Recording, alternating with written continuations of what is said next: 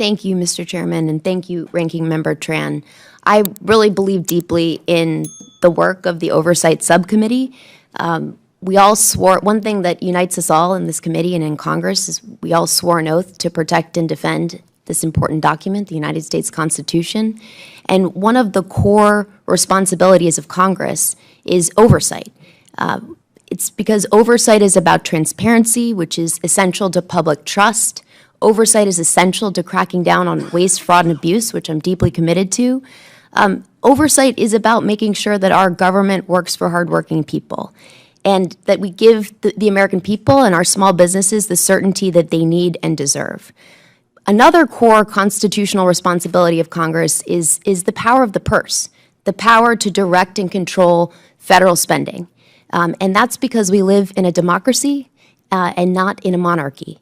And so what we've seen in the last 51 days is an unprecedented assault on this power of Congress. It's an assault that is lawless, it's dangerous, and it has had a really bad impact on so many of our small businesses and workers across this country and across New Hampshire. Mr. Trent, you testified that federal funding freezes are a direct attack on small businesses, on the stability that small businesses need. And that's certainly what I'm hearing from small businesses across New Hampshire who are unsure about whether they can keep workers on payroll, who aren't sure how they're going to provide health care to those workers.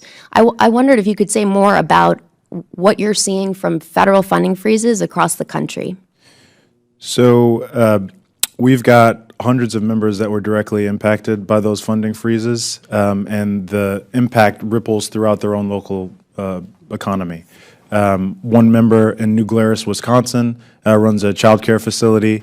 Worried about state block grant funding, she thought that she might not be able to make payroll the next month and would have to fire half of her team.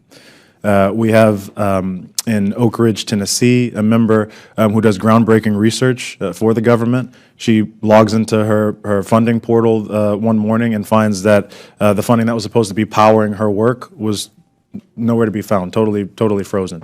We've still got folks who are wrestling with these freezes, and everyone is just told to be excited about the incoming, deregulation regime. And so it's really unfair, and we're certainly hearing from most of our members that this is something that's impacting them every single day. Well, I should say also the impact of these freezes has been on SBA workers in the state of New Hampshire. It's not just here in the Capitol, it's across the country in field offices, which is harming our small businesses too. Mr. Trent, you wrote about a subject that I care deeply about, fair competition. And I think it's another issue that should unite us all here in Congress.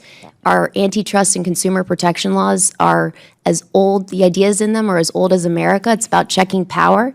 And here on the Small Business Committee, we're about bringing power back to our small businesses at a time when the American economy has never been more consolidated. You wrote about the impact of the unprecedented access that an unelected billionaire in the White House has to the sensitive data of small businesses and of people across the United States. You testified that this destroys fair competition alongside the destruction of public trust. Can you say more about that?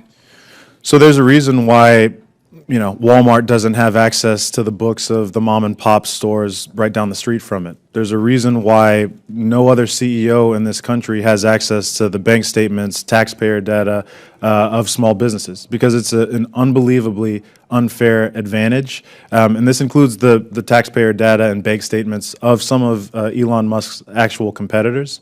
And so we need to be doing everything in our power to make sure that the playing field is level for small businesses to compete. And I'll just respond by respectfully disagreeing with some statements around deregulation and tax code that have been made.